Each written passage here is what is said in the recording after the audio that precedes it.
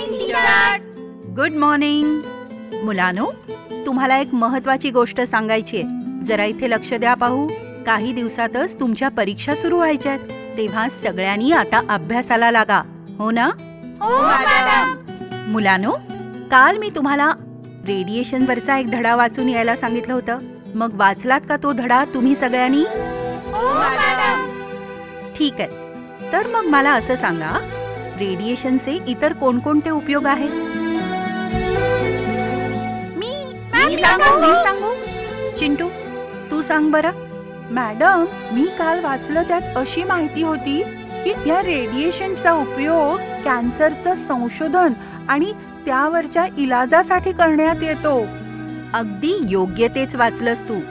आजाराचं निदान करताना आपल्याला जेव्हा एक्स-रे काढावा लागतो किंवा CT स्कॅन करावं लागतं, त्यात रेडिएशनचा उपयोग केला जातो.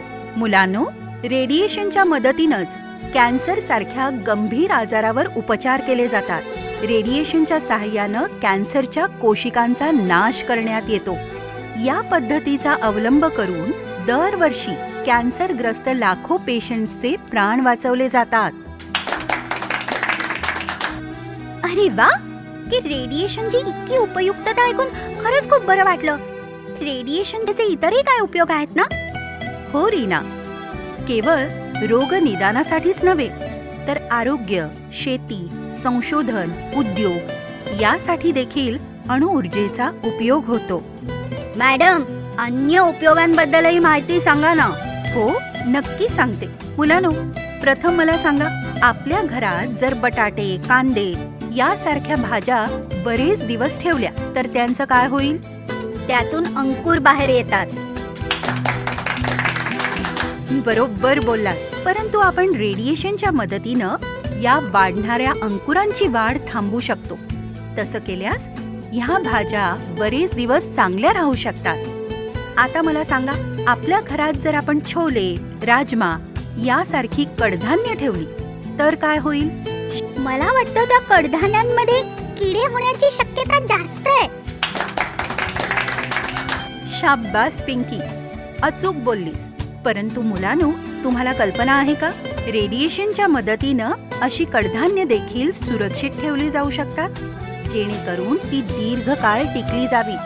ह्या प्रकाराला इररेडिएशन म्हटलं जातं. मॅडम, या रेडिएशनच्या मदतीने अन्य काही वस्तू देखील दीर्घकाळ टिकू शकतो का?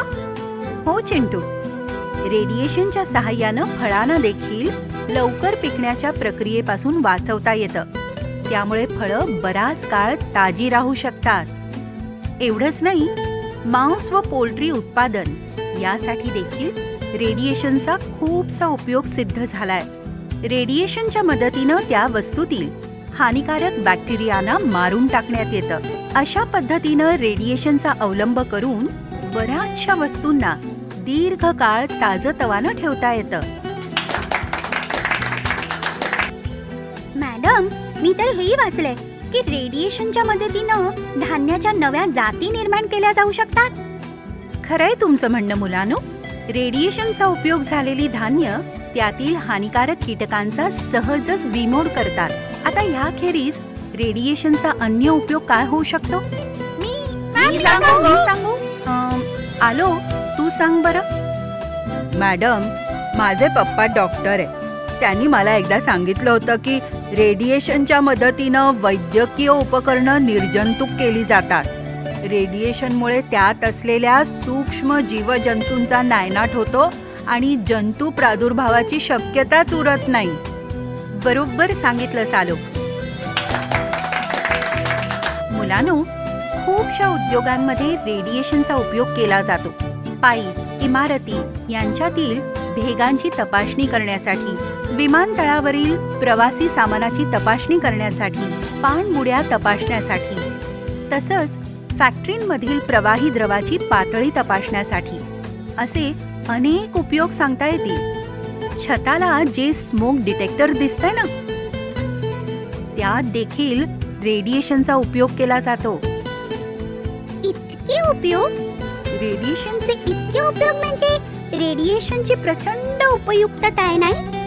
मुलांनो, रेडिएशनची इतकी उपयुक्तता असूनही रेडिएशन अभिशाप आहे, अपायकारक आहे, असा एक खोटा प्रवाद आहे जो खरा नाही. रेडिएशन आपल्या सर्वांसाठी वरदान आहे, वरदान.